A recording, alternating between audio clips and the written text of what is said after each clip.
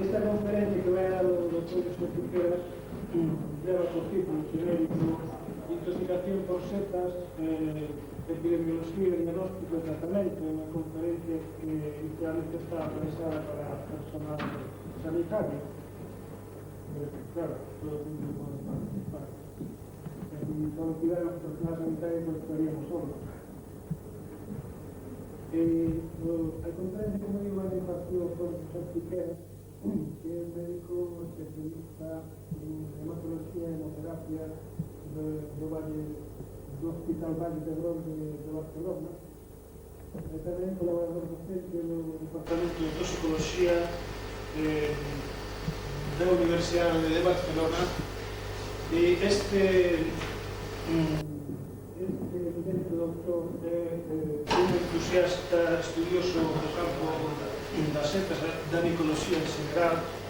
Ten publicados máis de 50 traballos originais en libros e revistas, tanto nacionais como extranjeras, que son traballos, como digo, originais que son punto de referencia para unha cantidad importante de investigadores e especialistas na materia. Por tanto, creo que temos ante nós unha autoridade neste campo. Desde mi punto de vista da organización, queremos agradecer a súa presencia aquí. Nós sabemos que para él supón un gran esforzo e unha gran voluntariedade estar aquí, xa que ten a súa de traballo sumamente ocupado. Damos as gracias públicamente para que estén aquí. A ustedes, los que van a ser receptores de esta conferencia, porque deseamos que esta conferencia llegue todo o proveito posible, que creo que é moito que pode evitar, e que en todo caso non dubiden en plantear cualquier pregunta ou cualquier cuestión que non teñan ustedes claras, porque creo que temos a ocasión ahora de que o Dr. José Piqueras nos explique, nos diga como son realmente as cousas.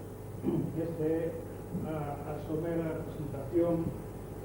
Dois as gracias pola asistencia, sin máis preámbulos, deixo a palabra ao Dr. José Piqueras. Muchas gracias. Bueno, pues muchas gracias por la invitación, por poder volver a estar aquí por segunda vez en 2 años consecutivos y disfrutar de vuestra compañía, y por las palabras que se han dicho de mí, que bueno, yo quizás no las merezca, pero procuraremos estar al menos lo más cerca posible del listón que nos han colocado con estas palabras sobre nuestra eficiencia. Yo no sé si vieseis que no se ven bien las diapositivas porque hay letras, pues os podéis acercar un poco más porque se proyectarán en este lado. Y bueno, yo solo quería aclarar 2 cosas. Una, que de fotos de setas tengo algunas, pero claro, yo no voy a hablaros de botánica porque no soy botánico, y de caracteres morfológicos de setas. Y luego que no son demasiado buenas porque como micólogo, pues creo que ya lo hice el año pasado. Yo no suelo ir mucho al campo a coger setas. A mí las setas me las traen al hospital, al servicio de urgencias, y las traen ya muy deterioradas. Entonces, claro, yo para hacer fotos tengo que recurrir a libros, láminas, y así pues las fotos no son demasiado buenas. Lo digo porque en las jornadas micológicas suelen verse fotos extraordinarias, obras de arte de setas, y yo no he venido aquí a traer fotos de setas que sean obras de arte. Y la otra aclaración que quiero hacer es decir, pues que Cataluña es una zona donde hay un gran hábito, una tradición micofílica de consumo de setas, que se ha conjugado con un fenómeno cultural, sociocultural, que es la llegada en los años 50, 40 y 50 de cantidad de inmigrantes de otras tierras de España sin hábito de consumo de setas. Esto preparó un caldo de cultivo en el que la población inmigrante aprendió muy pronto a la costumbre de coger setas, pero no estaba protegida por unas costumbres, tradiciones y normas ancestrales, heredadas de padres a hijos, que a la población autóctona de Cataluña la protegían de hacer barbaridades, y esto pues supuso que yo haya podido recoger muchos intoxicados por setas y que haya podido adquirir una experiencia. Quiero dejar aquí pues ahora un testimonio público de mi gratitud a esos 2/3 partes de mis intoxicados son inmigrantes, los otros también catalanes, que también los hay imprudentes, porque algunos, pues para que yo haya podido llegar a saber lo que sé y hacer mi tesis doctoral, entre otras cosas, pues han llegado a contribuir incluso con su propia vida. Así que yo ahora rindo un homenaje a esos imprudentes que se jugaron la vida y algunos la perdieron y comieron setas venenosas, porque han contribuido de alguna manera a que sepamos lo que sabemos sobre setas tóxicas. Vamos a empezar. No, bueno, quería proyectar la primera. Esta seta, bueno, pongo una que es para introducir el tema. Pues bueno, las setas sabéis ya que son los hongos, se reproducen por medio de unos aparatos reproductores, los carpóforos, y estos son las setas.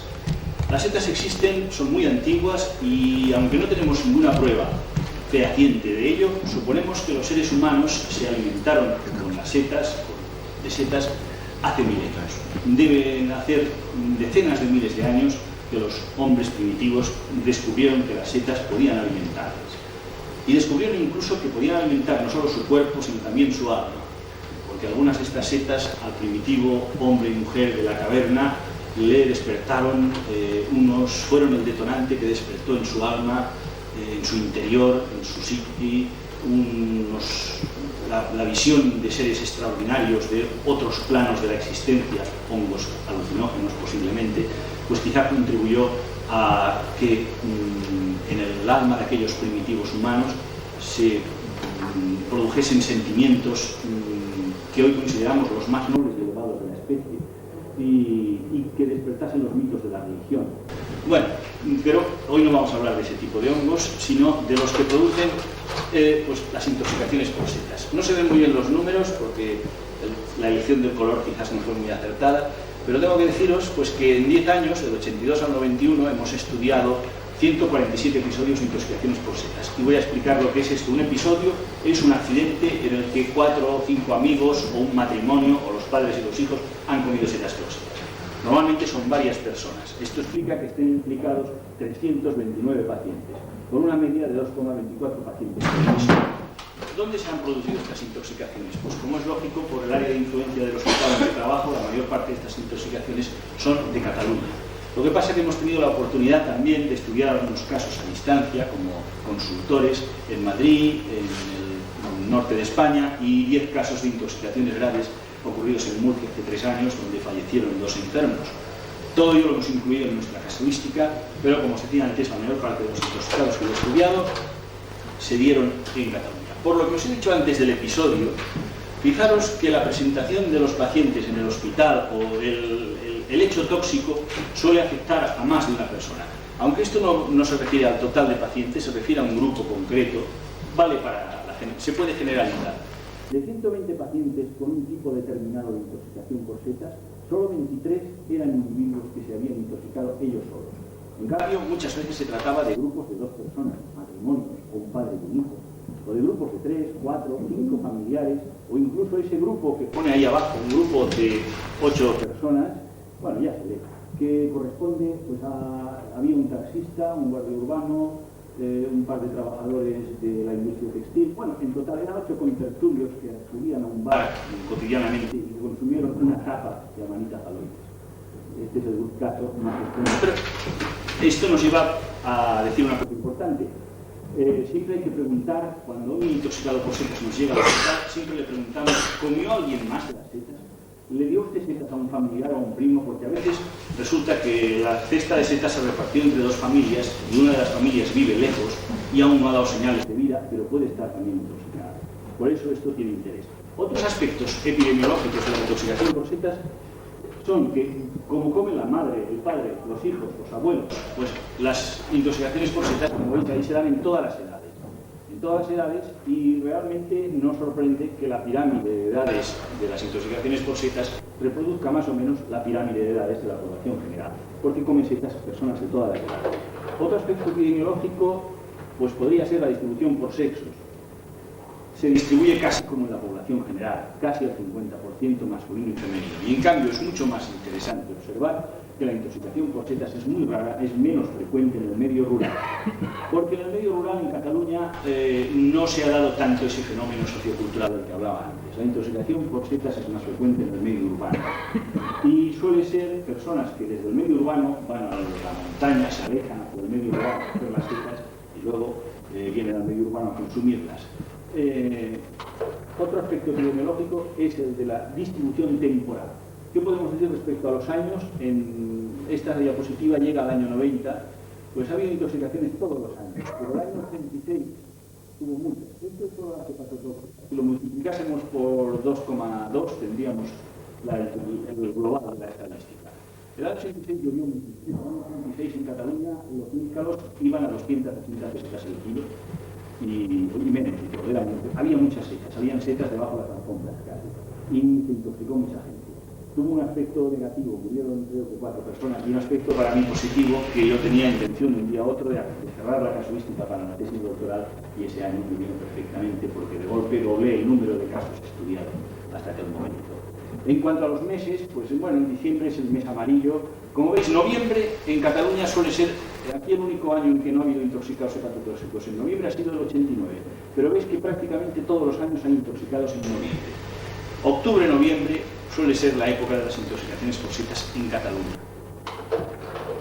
En cuanto al día de la intoxicación, esto coincidimos con los franceses, con los americanos, con los ingleses, con todo el mundo. Las intoxicaciones tienen lugar alrededor del fin de semana, en su mayor parte, y el domingo es el día en que más se intoxican. Esto nos hace pensar que también en España el recolector de setas es el típico recolector que va el fin de semana a coger setas. Los ingleses les llaman the Sunday pickers, que quiere decir los recolectores del domingo, y los franceses les denominan les ramasseurs d'hiver, que son los recolectores de la fiesta.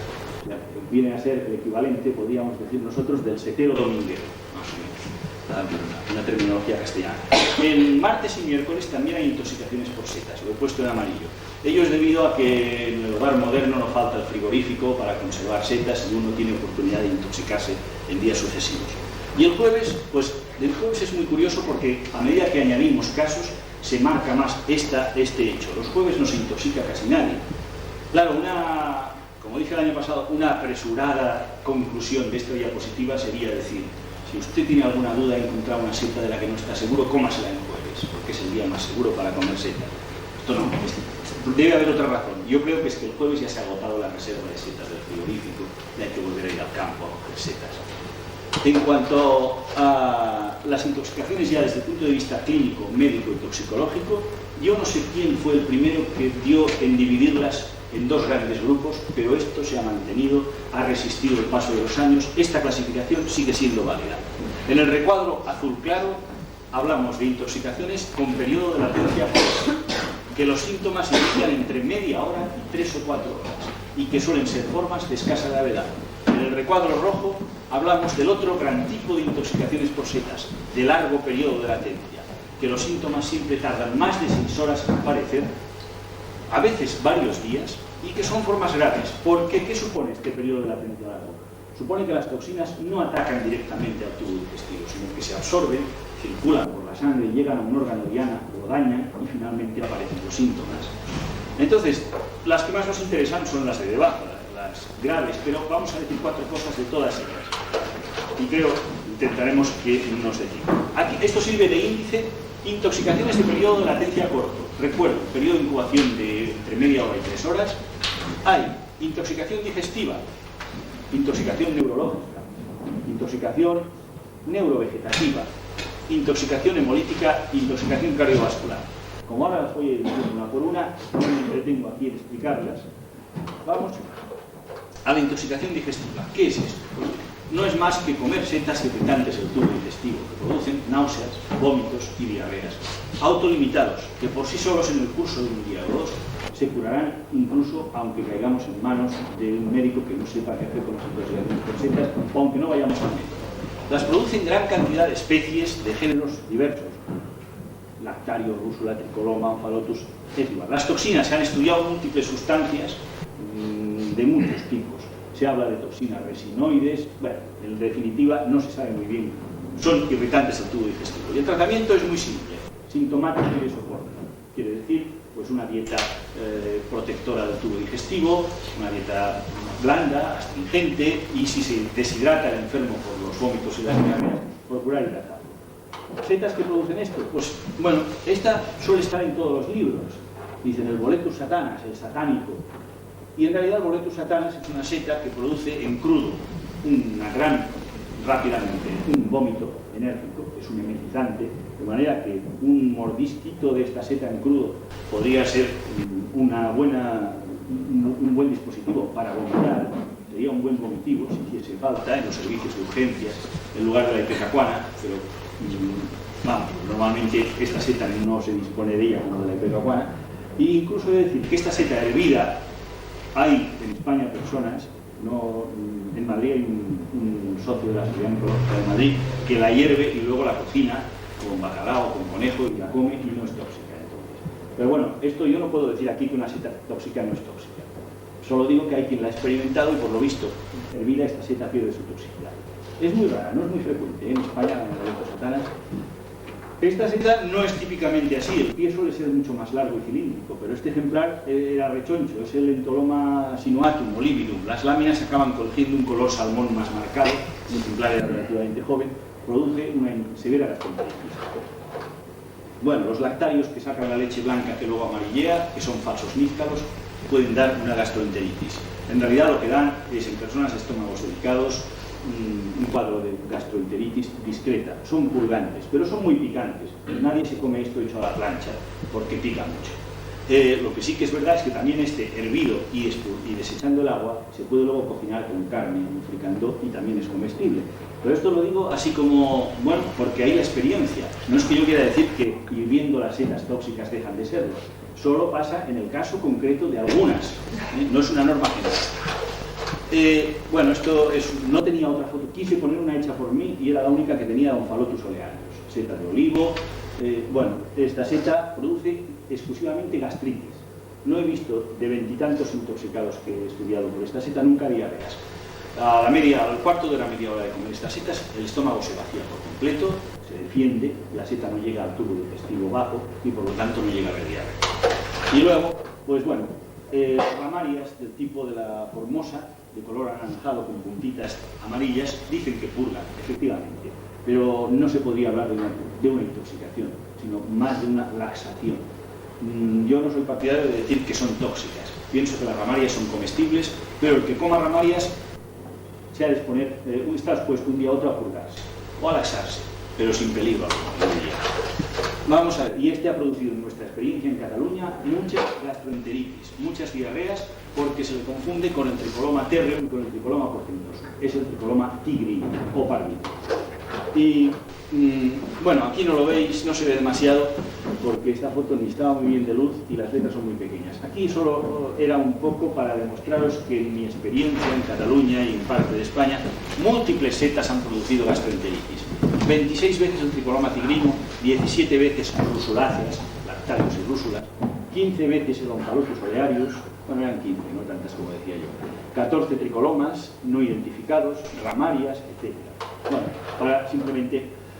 Esta intoxicación es interesante, intoxicación micoatropínica, síndrome micoatropínico. Se llama micoatropínico por dos motivos. Uno, porque recuerda la intoxicación por plantas tropánicas, la datura o el estramonio, y está producida, segundo motivo, por hongos, de ahí el nombre de micoatropínica. En realidad es lo vemos ahí en síntomas, es una agresión al sistema nervioso central que produce un cuadro de borrachera, como de pseudo borrachera, con ataxia, marcha tambaleante, puede haber agresividad, puede haber delirio, algo que parezcan alucinaciones, alteraciones de la conciencia. Todo esto lo producen la manita muscaria y la manita panterina. Normalmente, cuando se ingieren creyendo que se comen setas comestibles, se produce este cuadro. Pero yo no sé, en nuestra experiencia hemos tenido personas intoxicadas por muscaria y panterina. Lo del delirio y las alucinaciones no lo hemos visto nunca, y en cambio, trastornos de la conciencia, cuadro de agresividad psicomotriz, sí que hemos visto algo. El tratamiento es sintomático y de soporte y sedantes. Las toxinas son el ácido ibotélico muscimol. Vamos a ver, esta es la manita muscaria. Esta seta es esta seta que decimos que produce esa intoxicación microquímica. Pero esto es una seta muy curiosa. Alrededor de esta seta hay un sustrato sociocultural, antropológico muy sorprendente. Por ejemplo, esta seta, uno abre una caja nueva de colores que ha comprado para su hijo y se encuentra con esta lámina, los enanitos y la manita muscaria. Desde hace centenares de años se ha asociado la manita muscaria con los enanitos. Y otro hecho, desde los niños más pequeños en muchos países, yo me he encontrado, en España también, que si llevo muscaria se me dicen, no se la coma que se morirá. Y esta seta no mata a nadie. ¿Qué ocurre? Que hay un tabú sobre esta seta. Todo esto significa que el tabú lo impusieron hace mucho tiempo unos individuos especiales, los chamanes o sacerdotes de unos primitivos ritos, para que la seta no fuese consumida por el pueblo. Todavía persiste el tabú, queda algo del tabú. ¿Y qué significan los enanitos? Los enanitos son los seres que se veían bajo la experiencia que se vivía en Siberia por el consumo de esta seta. Y digo en Siberia porque me parece que la manita muscaria de Siberia sí produce todo esto, pero la manita muscaria de Estados Unidos y del sur de Europa no parece que produzca este tipo de experiencia. La manita panterina también tiene las toxinas de las que hablábamos, el ácido iboténico y el mustimol, que producen esta agresión del sistema nervioso. Vamos a lo real. Últimamente hemos visto 4 o 5 casos más, pero esto era en el año 89. 6 pacientes intoxicados por muscaria y 2 por panterina.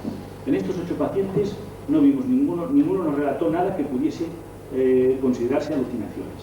Tuvieron vómitos, náuseas, alguna diarrea y un cuadro de intoxicación que se pudo considerar leve. Se curaron sin necesidad de ningún antídoto ni ningún sedante. Fue una intoxicación banal. Entonces, esto nos hace pensar que realmente la manita muscaria y panterina de nuestro entorno es una seta que ni es alucinógena ni es demasiado tóxica. Entonces, vamos con las setas alucinógenas. ¿Cuándo hay que hablar de intoxicación por setas alucinógenas? Y, pues bueno, cuando al consumir una seta resulta que se ha consumido o por error o a sabiendas, que puede ser una seta de unos géneros determinados, Psilocybe, Paneolus, Hymenopilus, Inocybe, Stropharia, que tienen unos principios que son capaces de producir alucinaciones o alteraciones de la conciencia. Entonces, no se habla de intoxicación si el consumo es voluntario y la experiencia es feliz, pero incluso entre los que lo consumen voluntariamente, en ocasiones se presentan toda una serie de trastornos. Esto hace que, por ejemplo, en Londres, en 3 años, atiendan 330 consultas en toxicología de jóvenes que estaban consumiendo voluntariamente hongos silocibos y tuvieron algún problema, pues en diarreas, vómitos, pérdida de control, trastornos de la personalidad, un cuadro psicótico y entonces un padre o un amigo lo ha llevado al hospital. En definitiva, puede en ocasiones hablarse de auténtica intoxicación incluso en consumidores voluntarios. Los síntomas digestivos son raros, las alucinaciones pueden estar presentes. Trastornos de la conducta se pueden presentar y un cuadro de ansiedad que suele ser el que muchas veces lleva a este consumidor voluntario de setas que buscaba experiencias, buscaba ver a la divinidad o la otra vida o el más allá o tal, lo lleva al hospital porque la ansiedad es incontrolable. Las sustancias químicas las veremos después y el tratamiento suele ser sintomático y de soporte. El sedante mejor son las benzodiazepinas. Y también si hay alucinaciones y no se pueden controlar, la clorpromacina.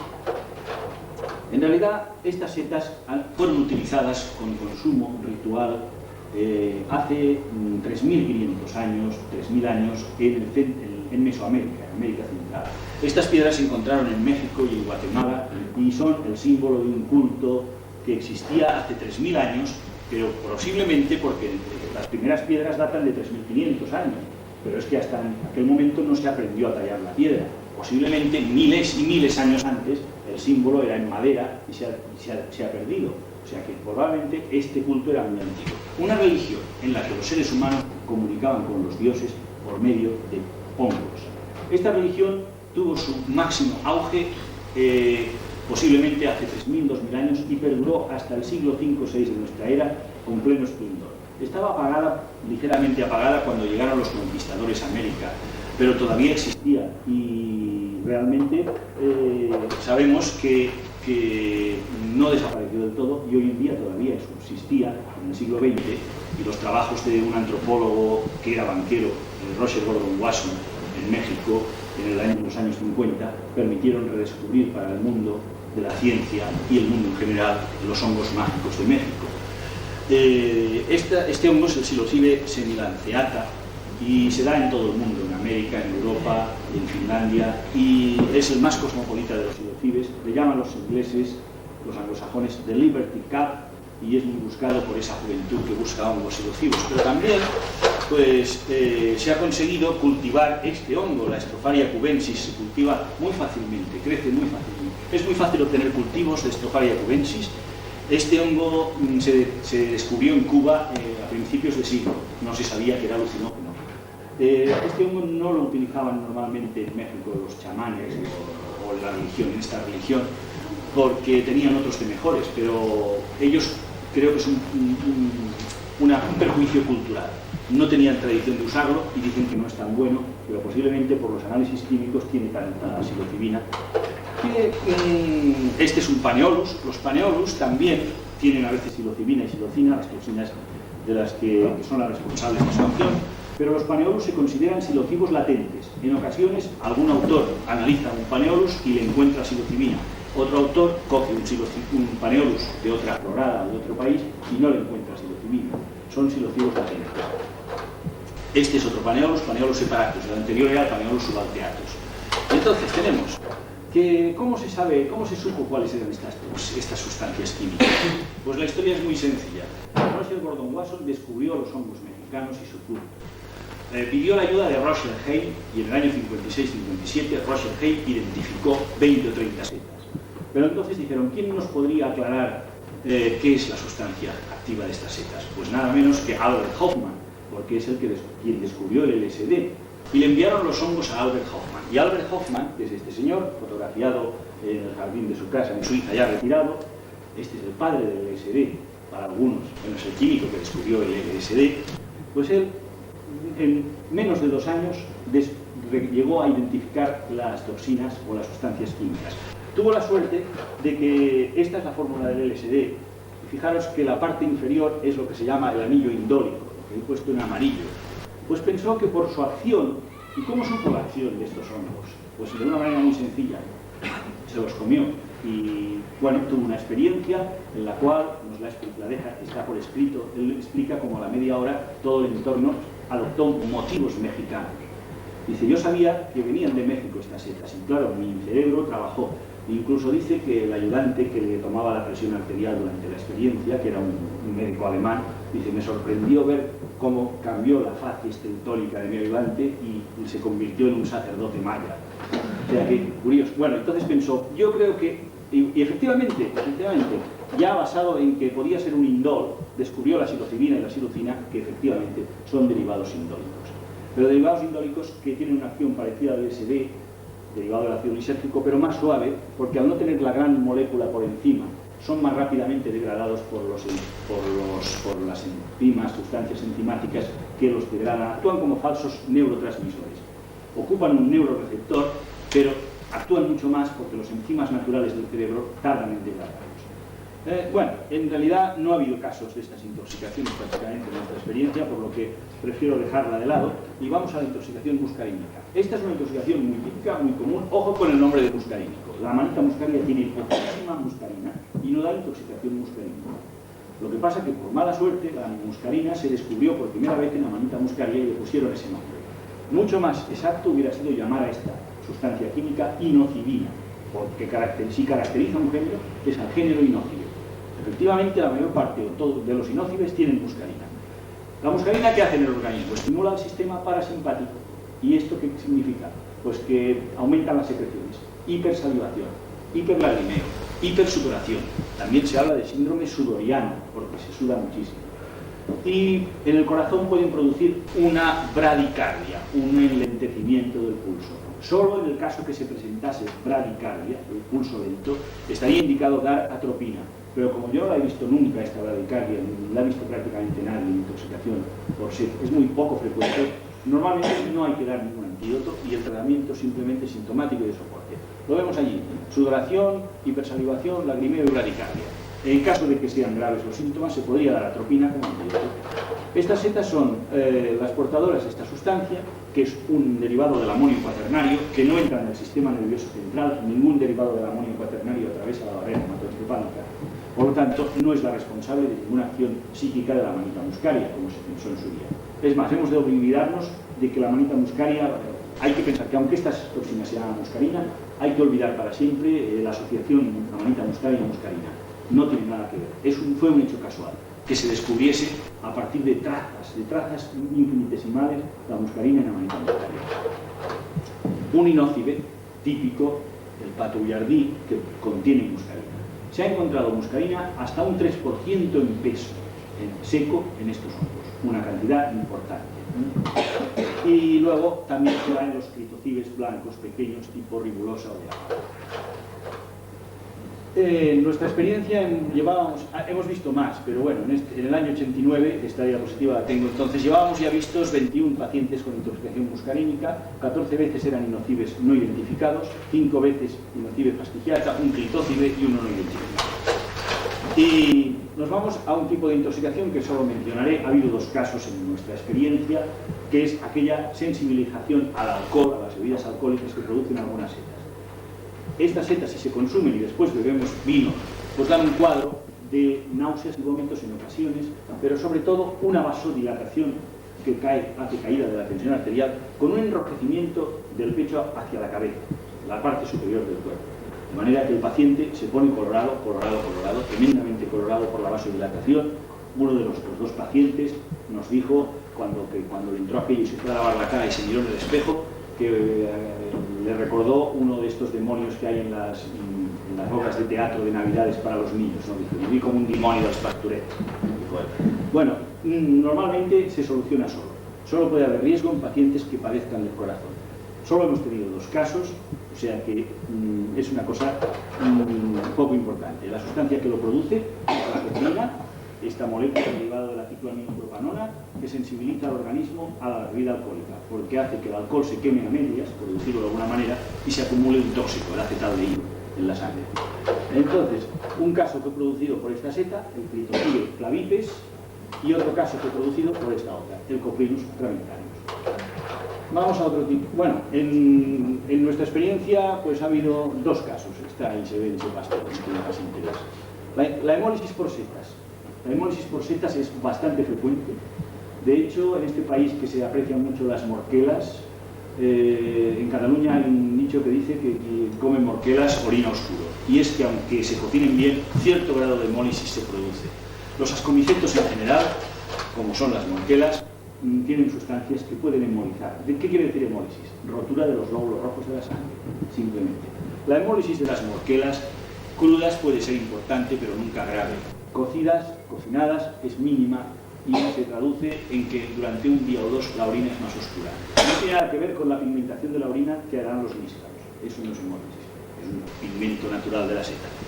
En cambio hay otra seta que ya he visto en la exposición vuestra con satisfacción, que pone muy tóxica, que es el Bacillus involucre. Esta seta ha matado a varias personas y el cuadro que produce la muerte es una hemólisis masiva. Masiva quiere decir que se destruyen millones, billones de glóbulos rojos. Entonces, ¿por qué? Por un proceso de sensibilización, de alergia. Solo 1 de cada 1000 de personas puede tener esta desgracia. Pero eso es suficiente para que esta seta la consideremos totalmente descartada para el consumo humano. En Alemania, el grupo de Ravensey y Germán descubrieron por primera vez este tipo de reacción inmune. Y en el libro de La vida de Incajo, Zugaza, farmacéutico madrileño, habla de una reacción química que se puede hacer en la sangre de estas personas para diagnosticar esto. Vamos a las intoxicaciones más graves, que tenemos como un cuarto de hora, que son las que pueden causar la muerte de las personas, las que han matado en nuestra experiencia seres humanos, que son las de latencia larga. Y tengo que decir que intoxicaciones por setas hidracínicas, o sea, esquilomitas, y por setas nefrotóxicas, es decir, los corpinarios, no ha habido en los últimos 10 años en España, que yo sepa, que se hayan documentado, o al menos en mi experiencia, pero en cambio ha habido muchas hepatotóxicas. Por lo tanto, de las 2 primeras, diré muy poco. Intoxicación por setas hidracínicas. No se suelen presentar nunca porque las gilomitras se suelen secar para el consumo. Y las toxinas, las gilomitrinas, la gilomitrina, es muy volátil. Tan volátil que con la simple desecación de la seta se elimina. Al menos eso parece. Los síntomas son muy variados, pero hay un cuadro de insuficiencia hepatorenal, hemólisis, cuadros muy bien estudiados en estudios en Alemania y en otras partes de Europa, donde se consume esta seta fresca, y producía una mortalidad del 10-15% en estadísticas de los años de la primera mitad de este siglo. Últimamente ha bajado mucho la incidencia de esta intoxicación. Nosotros no hemos tenido casos, por lo tanto, y creo que con esta es la giromitrina, que es la toxina que produce este cuadro. En realidad el organismo se hidroliza y forma monometilidracina. Es la monometilidracina la responsable de la sintomatología.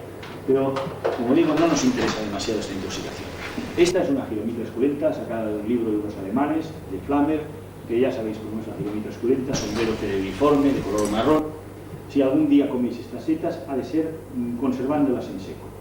Si se cocinan y se hierven y se tira el agua, también en principio se puede desintoxicar, porque con el calor de la ebullición se van por los gases y por ser muy hidrosolubles, las giromitrinas, se van al agua de cocción.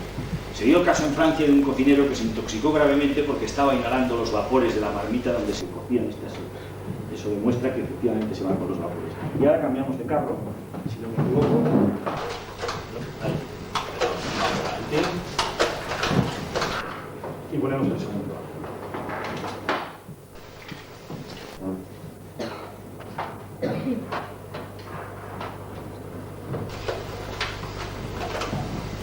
Bueno, los cortinarios, dos palabras. Si antes alguien ha visto aquí este vídeo que estaba puesto, precisamente han hablado de Polonia, de que se descubrió por primera vez que los cortinarios eran nefrotóxicos.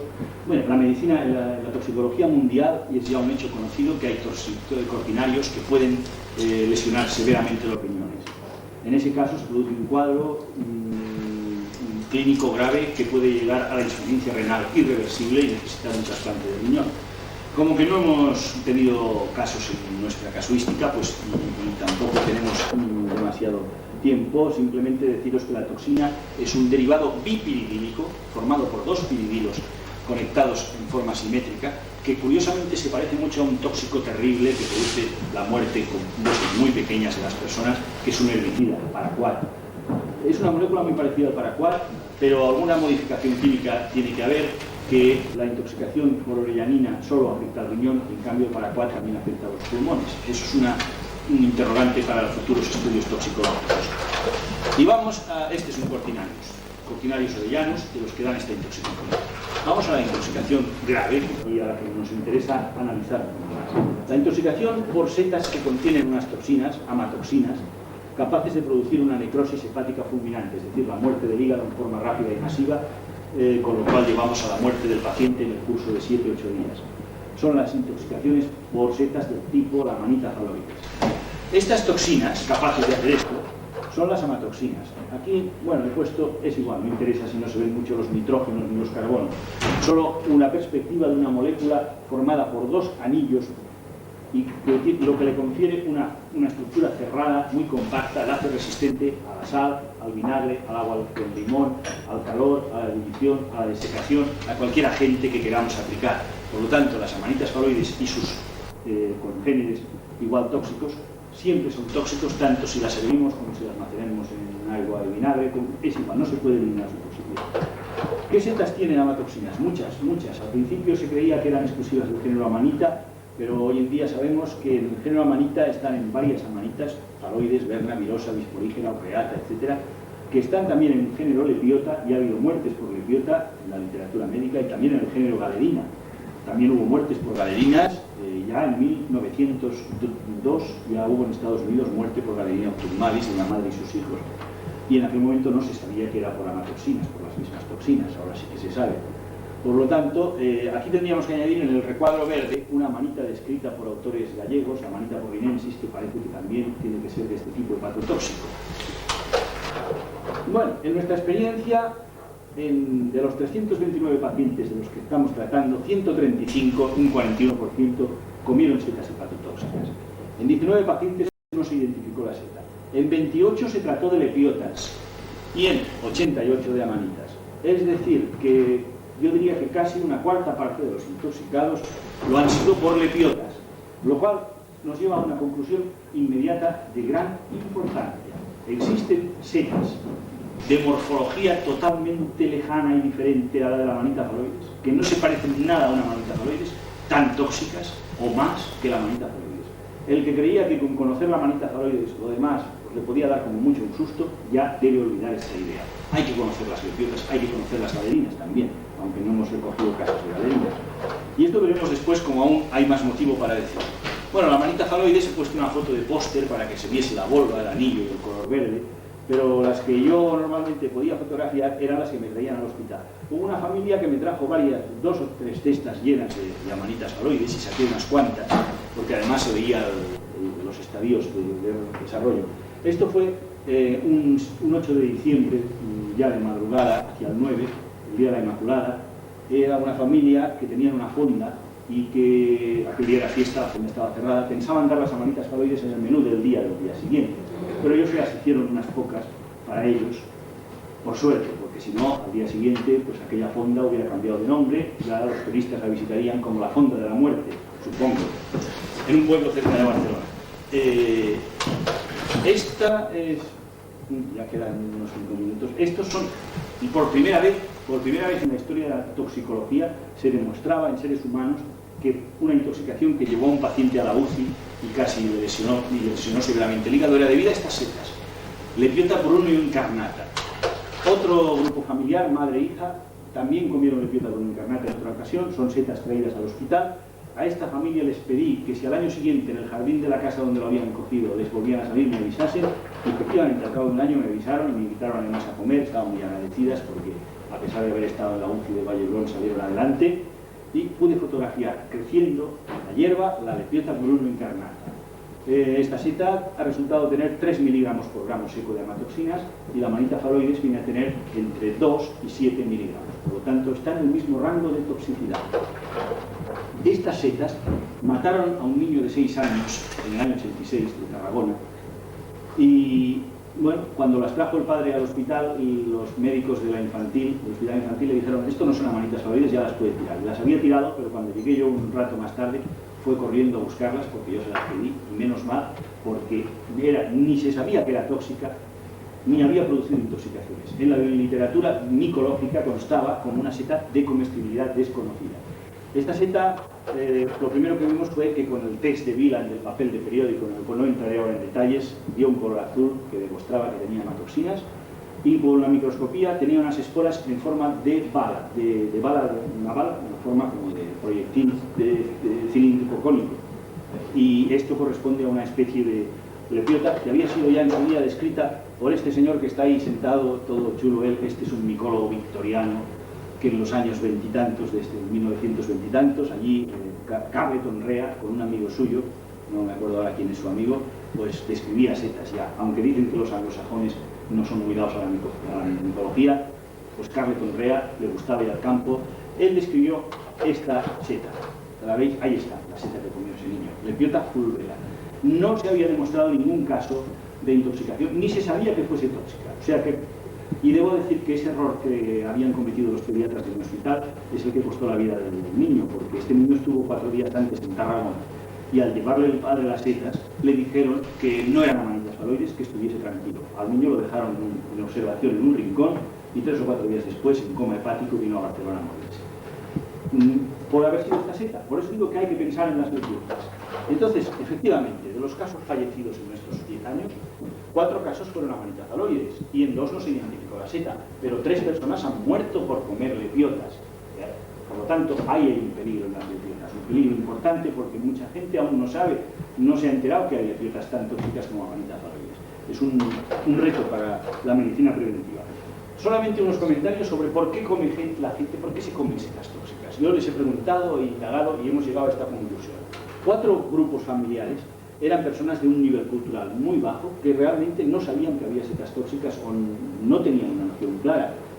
Pero la prueba del ajo, la famosa prueba del ajo, que en una enciclopedia de hace 20 y tantos años del Hogar Feliz todavía se podía leer que para ver si son tóxicos basta con freír unos ajos y si se ponen negros tirarlas, que como dice mi amigo García Royán, dice poca felicidad llevará a los hogares esa enciclopedia con esos consejos, pues 13 episodios, 34 pacientes, 5 de ellos fallecieron. 5 personas perdieron la vida por creer que el ajo se pone negro si las setas son tóxicas. Bueno, confusión con otra especie, esto aquí entra de todo. Desde que la confunde por el color, desde que la confunde por el hábitat de crecimiento, porque crece estamos al límite de nuestro tiempo, bueno, porque crece en madera, etc. La confusión a veces se da porque se usa un libro de setas, como ves ahí. Bueno, en definitiva, confusiones hay muchas, y yo diría una cosa: no identificar una seta a la ligera, y si no se está seguro, si no se la identifica bien. La única prueba de que una seta es comestible es que la has identificado, pero plenamente, y que la conoces ya, pero vamos, como si fuese un hijo tuyo o un hermano tuyo. Si no, no se debe comer una seta. Ofrecidas por otro, 6 veces las setas se comieron porque un amigo se las regaló, le ofreció medio cesto. Nosotros no hemos entrado en indagaciones.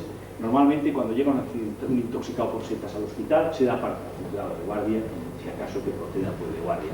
Consumidas en un bar, bueno, ya os he dicho que es un hecho curioso. Y luego el uso de un anillo de plata por su buen aspecto. Bueno, una abuela que le dijimos: ¿por qué se come estas setas? Hoy tenían tan buena cara. Y el deseo de experimentar, este era un hombre joven que comía hongos a ver si le pasaba algo. Y estuvo a punto de ver a Dios, estuvo a punto de ver a la divinidad, le faltó muy poco, estuvo en la UCI, pero no lo logró, lo sacamos adelante porque comía manitas aloides. Y luego el consumo de prueba, eso ya no va más. Fijaros que uno de los 2 pacientes que hicieron consumo de prueba murió. El arterisco quiere decir un paciente muerto. La familia le dice: no te comas estas setas que te puedes morir. Dice: no, hoy me comeré solo medio sombrerito y si mañana no me ha pasado nada, me las como todas. Pues uno de estos no llegó al día siguiente, ya estaba ingresado en un hospital y luego murió, con medio sombrero de amanitas aloides, para que veáis lo que es amanitas aloides. Bueno, y entonces, ¿estas setas qué hacen? Las toxinas entran por el tubo digestivo, lado azul, se absorben en la célula intestinal, que es la primera que se daña. El primer síntoma serán diarreas. Pasa por la circulación portal, llega al hígado y el hígado empieza a morir. El hígado intenta defenderse y envía toxinas al tubo digestivo por la bilis y envía toxinas a la circulación general. De la circulación general se reparten por el espacio líquido extravascular y se eliminarán por el riñón. Importante vía de salida de toxinas que hay que evitar que se nos estropee, y en la deshidratación se puede estropear. Entonces, esto nos permite ya entender las 4 fases de la evolución de esta intoxicación. El periodo de latencia largo, ya os he dicho antes que es largo, más de 6 horas, 8, 10, 14 horas. La fase inicial se caracteriza por una diarrea tremenda que se llama coleriforme, porque recuerda a la del cólera, la enfermedad del cólera. Esta diarrea deshidrata mucho y es fundamental evitar la deshidratación. Por lo tanto, ya veremos, lo vamos a ver. Luego viene una fase de mejoría aparente. Suele ser secundaria al tratamiento. Se rehidrata al paciente un poco, pero puede ser espontánea. Y finalmente la fase de lesión del hígado. Vamos a verlas muy por encima. Fase de latencia. Periodo de incubación. 9, 10, 12 horas. Dice Roger Payne: es la auténtica firma del síndrome faloidiano. Esto es muy sugestivo.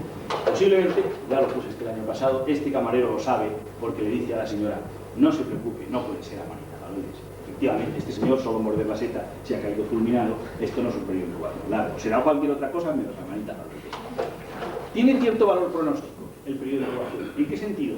Cuando es corto, dentro de lo largo es corto, menos de 9 horas, fijaros, hay una columnita roja que son fallecidos y el trasplantado que se hubiera muerto si no se trasplanta.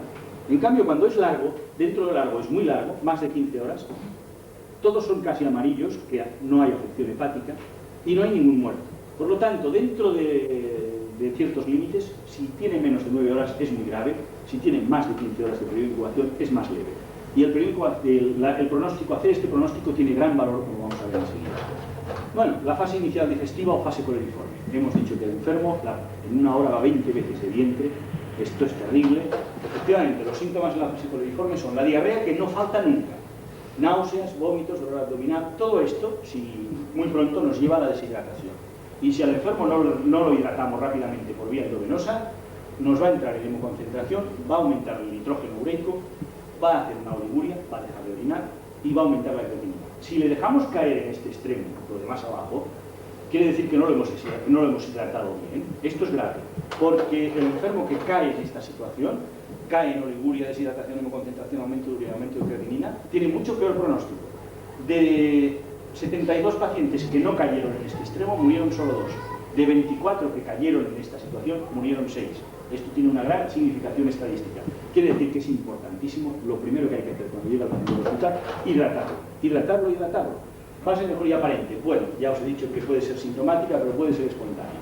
En todos los países nos hablan de enfermos que en la fase de remisión aparente son enviados a casa y que pocos días después son enviados al cementerio porque se tenían que haber quedado en el hospital. Esto está escrito y es así.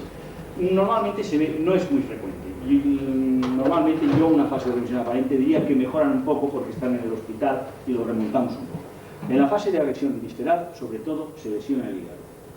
Y ello conduce a que tengamos aumentos de transaminasas en el 70% de los pacientes y alargamiento de la coagulación en el 60%. Estos son signos claros de lesión hepática. También la ictericia, que solo se presenta en el 30% de los pacientes, en los más graves, y otros cuadros. Obviamente, las muertes se dan en los pacientes que lesionan mucha célula hepática y que dan un aumento de transaminasas muy importante. Pero esto es de perogrullo. O sea, decir, este enfermo tiene 8.000 de transaminasas y es muy grave, pues claro, es lógico, en toda hepatitis aguda es grave esto. Pero en cambio tiene mucho interés ver que la coagulación es un parámetro de pronóstico muy fino, porque en pacientes que el QIC quede por encima del 20% no hay fallecimientos prácticamente. Pero esto es el mínimo QIC que hayamos conseguido en la evolución del paciente. Entre el 10 y el 20% se mueren la mitad, y con QICs por debajo del 10% de actividad de coagulación se mueren prácticamente todos. Pero claro, tener el QIC al 25% puede ser malo, pero no es malo si pasa al cuarto o quinto día. Y en cambio, si pasa al primer día o segundo día, es decir, de más interés que el valor absoluto del QIC es la evolución de la coagulación. Y fijaros que en pacientes fallecidos, a las 48 horas, todos tenían el QIC ya por debajo del 50%, del 30%. Es decir, al final del primer día, al principio del segundo día, ya tenían el QIC muy bajo. Esto sí que tiene muy mal pronóstico. Esto nos ayudará a establecer el pronóstico con la finalidad que os voy a decir enseguida. Bueno, yo he demostrado, gracias al radioinmunoanálisis, he podido analizar toxinas en orina. En definitiva, aquí hay muchos números, esto no dice nada, dice mucho más esta gráfica. En color azul, la evolución de la concentración media de toxinas en orina en pacientes tratados pronto, rehidratados en el primer día y medio. En rojo, evolución de la concentración media de toxinas en pacientes que sean retrasados, que se han rehidratado tarde. Vemos que siguen orinando toxinas hasta el cuarto o quinto día. ¿Qué quiere decir? Que al no haberlos rehidratado bien, al no haberles limpiado el organismo, las toxinas han tenido más días para dañar el hígado. Por lo tanto, es importantísimo la rehidratación precoz y el establecer la diuresis. Y en el jugo digestivo también hemos encontrado niveles altísimos de toxinas, hasta 4.500 nanogramos por mililitro. ¿Por qué? Porque el hígado, os lo decía, se defiende y envía las toxinas a la bilis, al tubo digestivo de nuevo. Con lo cual, aunque ya hayan vaciado totalmente de restos de setas el tubo digestivo con la diarrea, se encuentran las toxinas en el tubo digestivo. Proceden de la bilis y de las paredes del duodeno y del estómago. Entonces, una aspiración de estos jugos es fundamental en el tratamiento. Y, bueno, una cosa, la aspiración digestiva da toxinas durante más horas, incluso más días, que la eliminación urinaria, que es la de abajo en color azul. ¿Por qué? Pues porque hay dos compartimentos de toxinas. Lo hemos visto antes, lo volvemos a ver. El compartimento azul, donde está el hígado, este compartimento, la toxina está dentro del hígado unida a la RNA polimerasa, la enzima que hay en la célula, y de ahí cuesta sacarlas. En cambio, el compartimento rojo, si el hígado, el riñón, quiero decir, va bien porque lo hemos protegido con la hidratación, el riñón es capaz de limpiarnos el compartimento rojo en menos de 2 días. Ya está. Pero el otro compartimento sigue segregando por la bilis. Y entonces, por eso la aspiración digestiva la mantenemos hasta el cuarto o quinto día. Hay sustancias químicas, fármacos, la penicilina, el legalón, la selenina, el ácido tiótico, que bloquean la entrada de las toxinas en el hígado y pueden ayudar al tratamiento. Con esto se nos configura el esquema actual de tratamiento. Por lo que hace a la eliminación, estos son datos auténticos de un paciente. Aspiración digestiva, en 12 horas después del ingreso al hospital, este paciente le habíamos aspirado por la sonda que le pusimos en el estómago 800 mililitros de líquido, en el cual había 240.000 nanogramos de hematoxinas. Había orinado 3 litros 600, en el cual había 108.000 nanogramos. Y le habíamos hecho en aquellos tiempos una plasmaferesis, ya no las hacemos, en las cuales no había toxinas, pero para no decir que no había, como la sensibilidad del reactivo es 3 nanogramos por mililitro, pusimos que había 12.000 nanogramos, no había nada. Hoy en día no se hace plasmaferesis y en cambio se hacen las otras dos cosas. Efectivamente, el tratamiento de un intoxicado grave por setas, por lepiotas o amanitas consta en la instalación de una sonda nasogástrica O sea que al enfermo, al llegar al hospital, el médico de guardia, además de darle las buenas noches, pues le pone una sonda nasogástrica. Y aspiración continua y administración periódica de carbón activado y purgantes. Bueno, esto es para ir a intentar coger las toxinas que escapen a la aspiración y que vayan por el tubo digestivo. El aportar de forma intensa líquidos por vía endovenosa para obtener la diuresis forzada y eliminar muchas toxinas por la orina, sobre todo el primer día. Bueno, monitorización de parámetros clínicos y analíticos es lógico, esto hay que hacerlo porque es un enfermo grave. Y entonces, los fármacos que os he dicho, silivinina, penicilina, ácido dióptico, no tienen más finalidad que la de bloquear un poco la entrada de la toxina en la célula hepática. El más barato y más inocuo de ellos es la penicilina, por lo tanto, como está en todos los hospitales, lo usamos prácticamente siempre. Tratamientos sustitutivos, si el enfermo necesita plasma, potasio, vitamina K, pues esto será de acuerdo con la analítica. La hemoperfusión en absorbentes hoy en día prácticamente no se hace. Y eso sí, hay una nueva posibilidad terapéutica en este momento en la medicina moderna. Si el QID o los niveles de una proteína parecida al QID, la tridomía 3, caen rápida y precozmente, considerar la posibilidad de un trasplante hepático ortotópico. Pero en este caso, nos encontramos que el intoxicado por Amanita phalloides que va mal, al sexto día, su estado general está tan mal que ya no se puede operar. Entonces, ¿qué pasa? El pronóstico hay que establecerlo pronto. Y yo propongo establecerlo al final, entre el segundo y el tercer día, porque entonces aquí hay que tomar la decisión acerca del trasplante hepático y tener un par de días para buscar un donante. Hay otra actitud, que es la de decir, a las 48 horas todos están bien, pueden ir a quirófano, pues los trasplantamos a todos, como esto es una intoxicación grave, pero esto no se puede hacer porque la mortalidad del trasplante hepático aún es más alta que la de la intoxicación por amanitas. Entonces, lo interesante hoy en día es poder establecer el pronóstico a las 48 horas. Cuando el enfermo todavía está en buen estado general, puede ir a quirófano, cuando hay 2 días de tiempo para buscar un donante de hígado, y en ese momento hay que saber qué enfermo 2 días después estará a punto de morirse y cuál va a evolucionar bien. Y para eso pues sirve lo que os he dicho, el periodo de incubación corto, por ejemplo. Sirve también, otro parámetro que hemos encontrado, la concentración inicial de toxinas en la primera orina. Pero claro, esto solo hay un hospital de Europa que lo haga, lo cual no va a estar a la mano de todo el mundo. Y sobre todo, la evolución de la coagulación.